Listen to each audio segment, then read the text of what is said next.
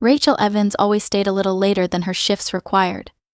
It wasn't for the pay, it wasn't enough to justify her exhaustion or for any accolades. It was because Rachel couldn't bear the thought of someone under her care feeling alone. At 35, Rachel worked as a nurse at Meadowview Community Hospital, a small-town facility that served as a lifeline for people who couldn't afford the sprawling, state-of-the-art hospitals in nearby cities. She was known for her steady smile and the quiet kindness she offered everyone, whether it was a patient or a coworker. Rachel's life, however, wasn't easy. Her paycheck barely covered the rent for her drafty apartment. Her rusting sedan coughed and sputtered on its best days, and she lived in constant worry about bills piling up.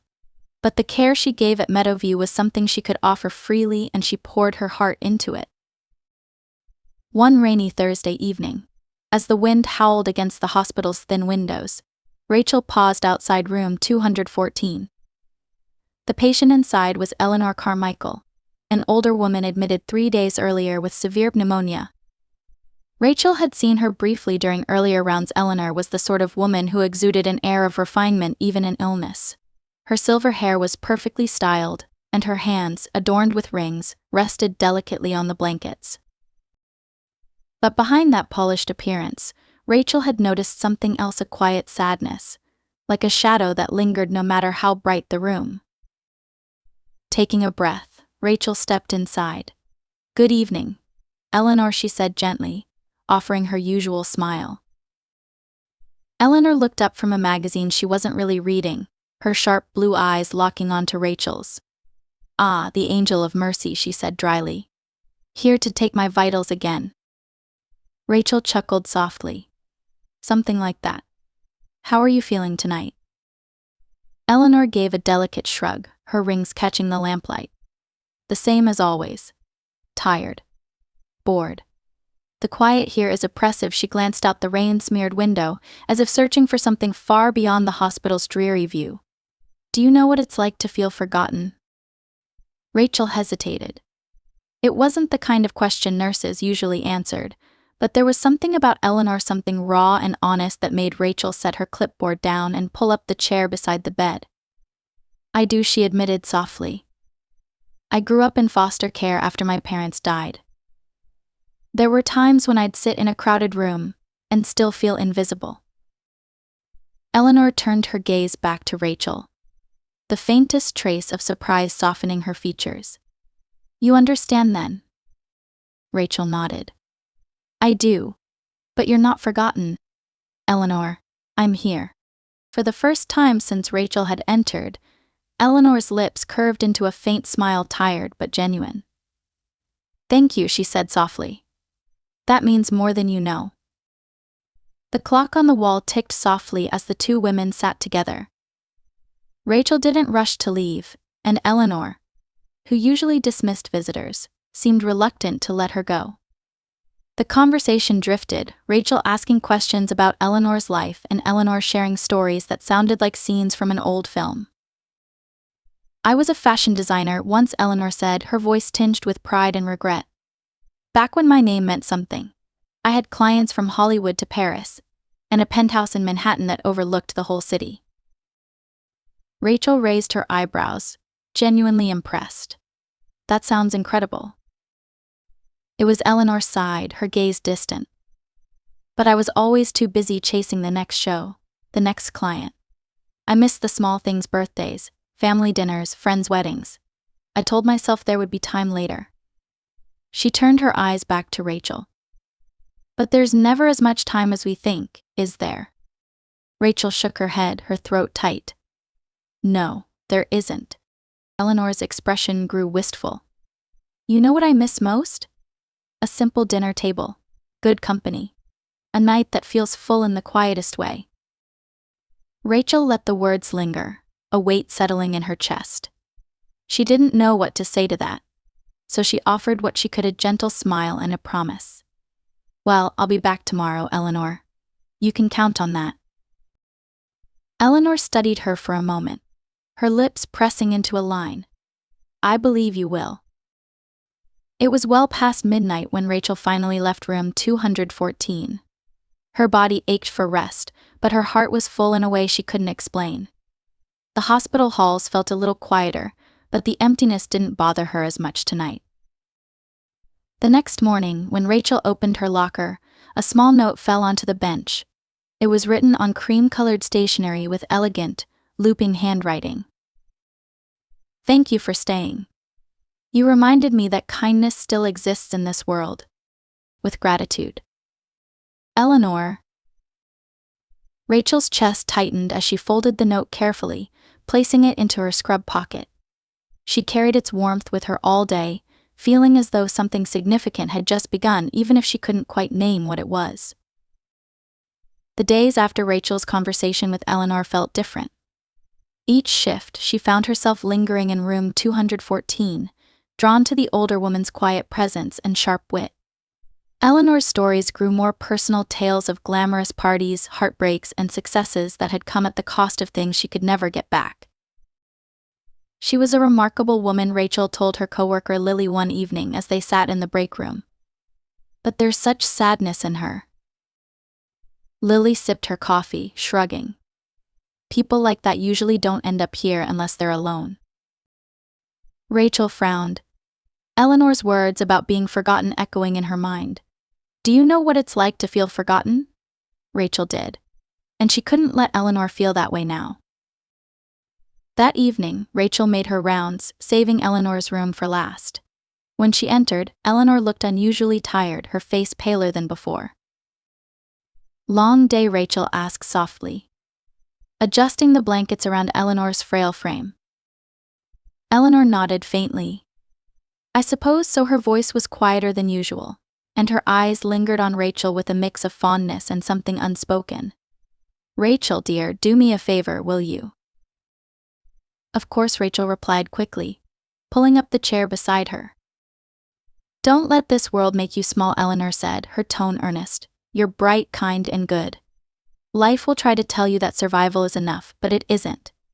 Living is what matters. Promise me you'll remember that. Rachel swallowed hard. She could feel the weight of Eleanor's words, the way they clung to the quiet air in the room. I promise, she whispered. Eleanor smiled faintly, her eyes crinkling at the corners. Good girl. Rachel sat with her for a long time that night, talking about little things, music, books, the sound of rain. When Eleanor drifted off to sleep, her breathing slow and steady, Rachel hesitated before leaving. She glanced back at Eleanor's peaceful face, a strange tightness in her chest. Good night, Eleanor, she whispered, turning off the lamp before stepping into the dim hospital hallway. The next morning, the news came as Rachel arrived for her shift. Eleanor Carmichael had passed away peacefully in her sleep. Rachel stood outside room 214, staring at the closed door for what felt like forever. The emptiness inside the room seemed to bleed into the hall, leaving her feeling heavy and quiet. She stepped inside one last time, the bed already stripped, the flowers on the windowsill beginning to wilt. Rachel sat in the chair beside the bed, her fingers brushing the edge of the blanket. Goodbye, Eleanor, she whispered, her voice breaking. That evening, Rachel carried Eleanor's note in her pocket again, smoothing it between her fingers as though to keep her close. It had been just days since she had met Eleanor, and yet her absence felt so profound, like something important had slipped away. 3 days later, Rachel received an unexpected call. She was making tea in her tiny kitchen when her phone buzzed. Hello. Is this Rachel Evans? A man's voice asked. His tone was polite, professional. Yes, this is Rachel. My name is Charles Hartwell, and I'm an attorney handling the estate of Eleanor Carmichael. Mrs. Carmichael named you in her will. Would you be able to meet with me tomorrow morning?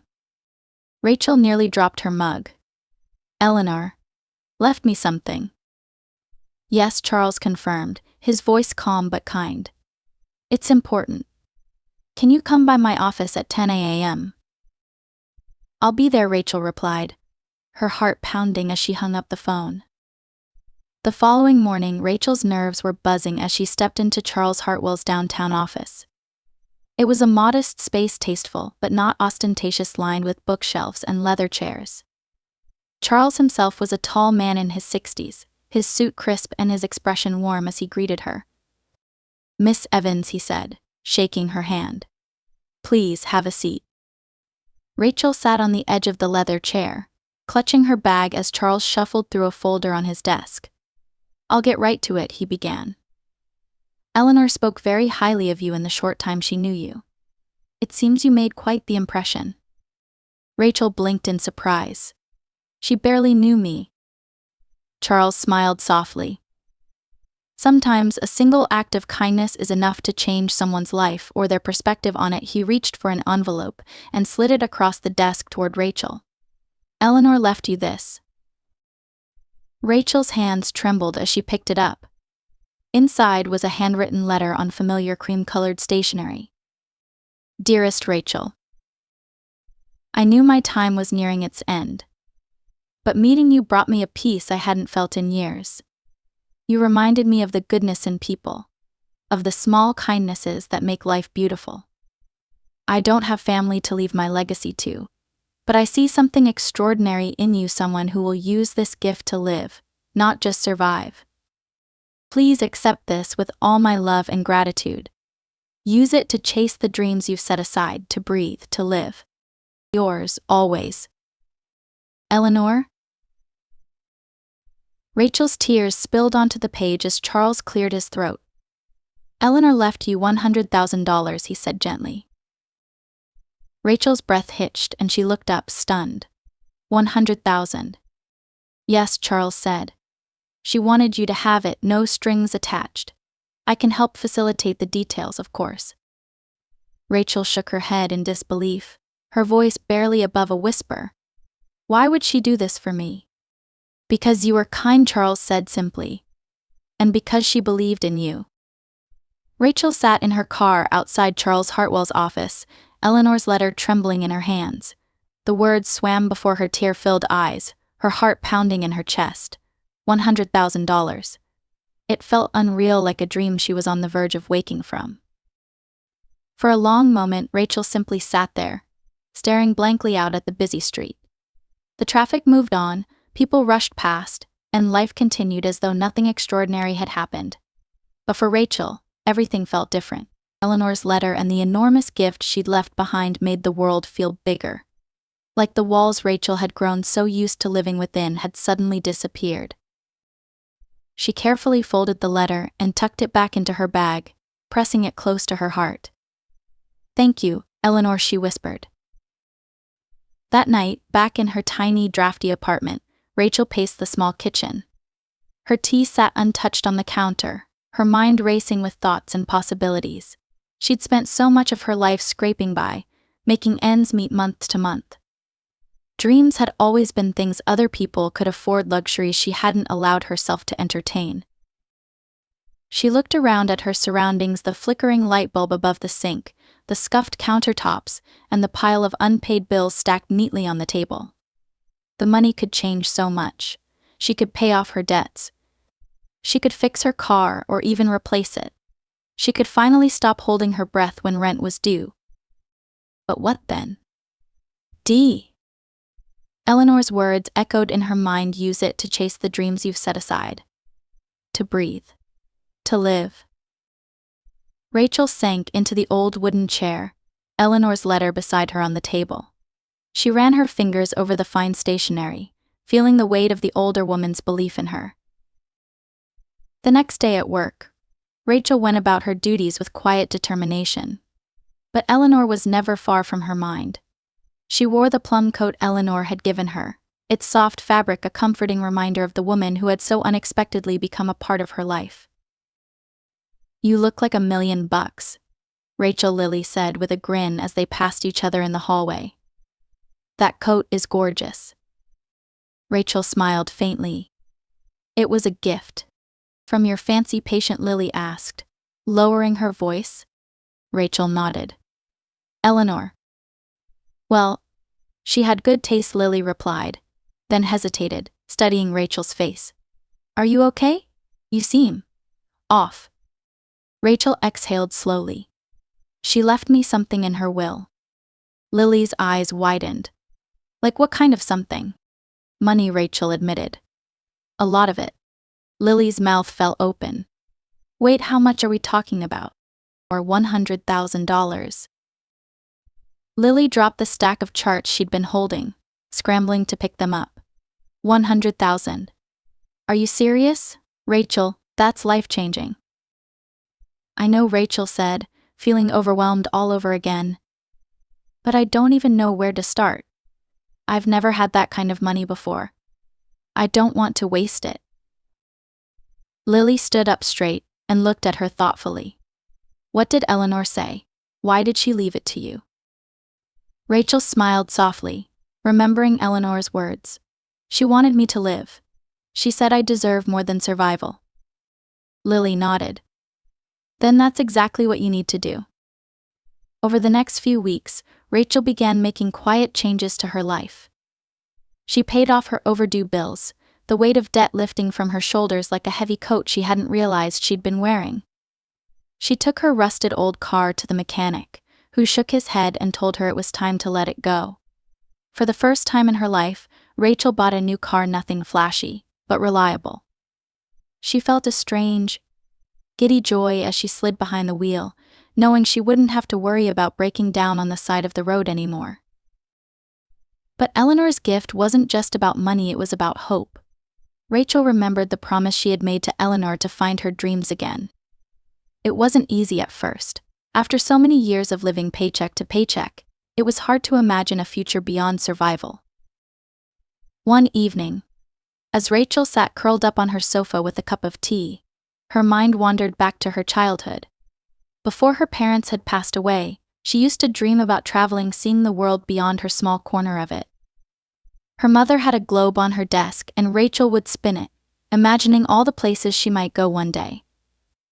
Paris, Italy, Japan, the names had seemed magical to her then. She turned her gaze to the plum coat hanging neatly by the door. Eleanor had seen the world, had chased dreams and lived boldly, but in the end she had felt alone. I missed so much because I thought there would be time later, Eleanor had said. Rachel set her tea down and made a quiet decision. The next day, Rachel walked into the travel agency downtown. She felt almost embarrassed admitting what she wanted, but the cheerful agent didn't blink when Rachel said, "I want to see Paris." Over the next hour, they planned Rachel's first trip, her first real adventure. A week in Paris, the city Eleanor had spoken of so often, with a sparkle in her eyes. It's a beautiful time of year to visit, the agent said, as she handed Rachel the finalized itinerary. Rachel nodded, her heart fluttering. I think Eleanor would agree. In the weeks leading up to her departure, Rachel shared her plans with Lily, who cheered her on, and with Maria, the hospital custodian, who clasped her hands together and said, "You deserve this, Rachel, and you're going to come back with stories to tell." For the first time, Rachel felt like she was living, not just surviving. The day she left, she packed lightly, but she brought two special things with her: Eleanor's letter and the plum coat. The morning after Rachel returned from Paris, feeling rested and alive in a way she hadn't in years, she visited Eleanor's grave. She carried a bouquet of soft lavender flowers, the same shade as Eleanor's perfectly painted nails had been. The cemetery was quiet, the air still and peaceful. Rachel knelt beside Eleanor's headstone, brushing her hand across the carved letters of her name.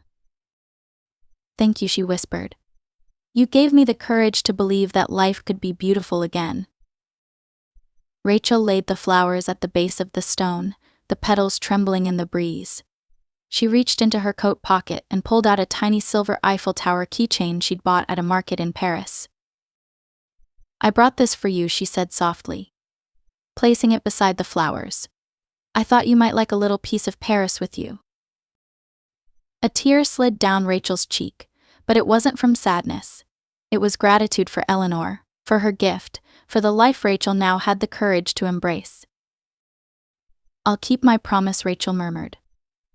"I won't let life grind me down. I'll keep living."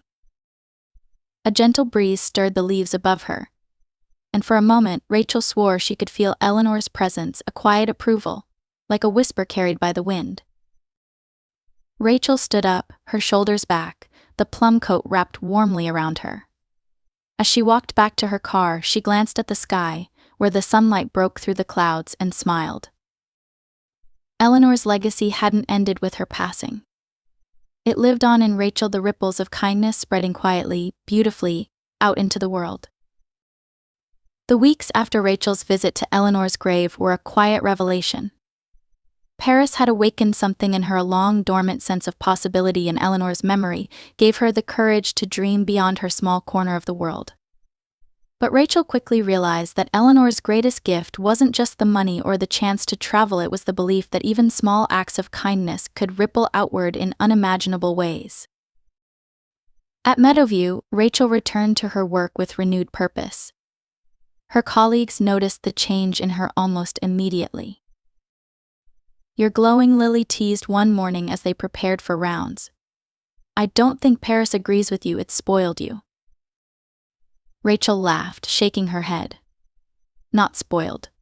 Just changed. Eleanor was right. There's so much more to life than just surviving." Lily smiled but then grew thoughtful. "She left something with you, didn't she?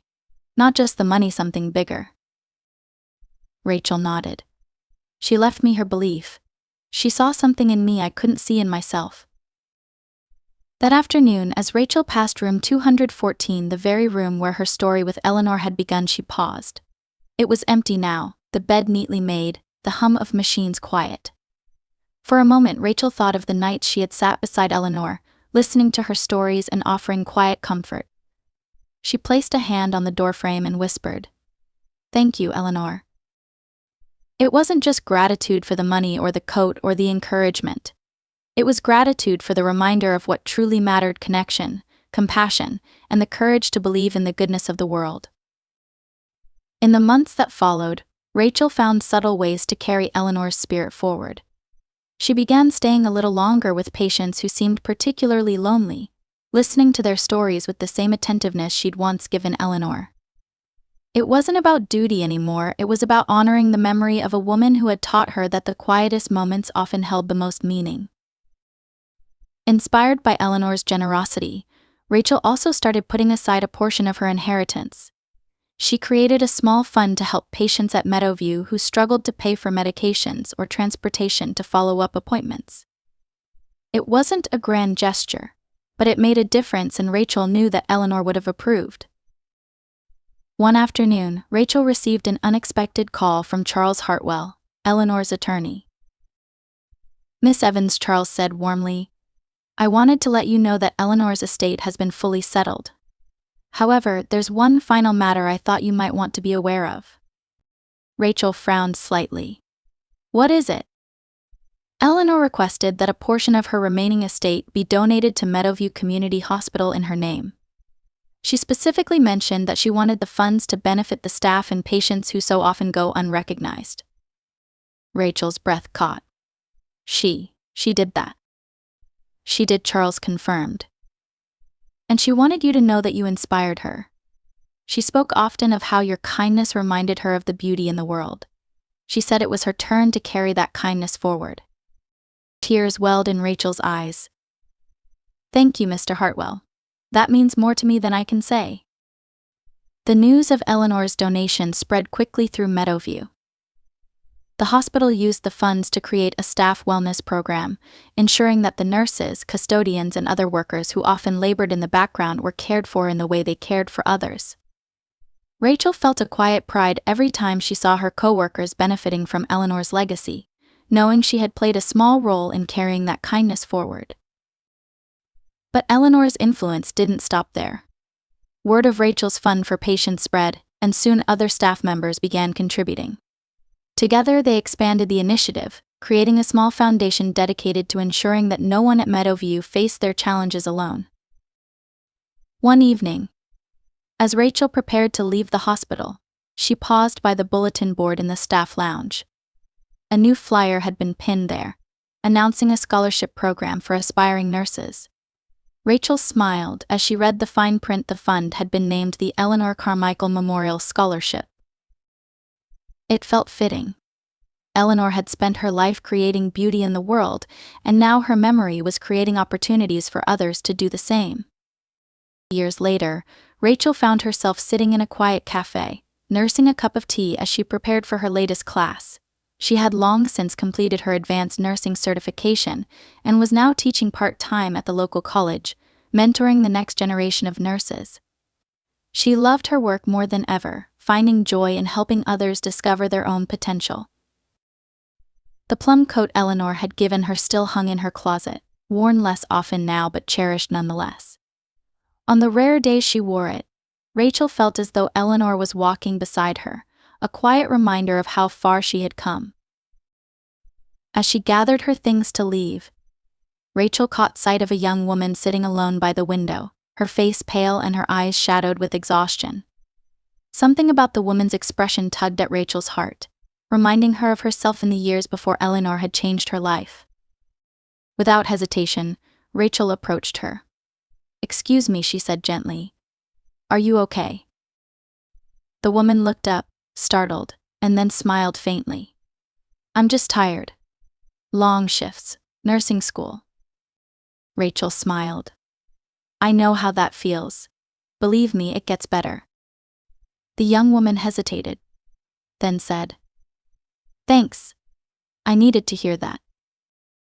Rachel nodded, her heart warm with the quiet satisfaction of having made a difference.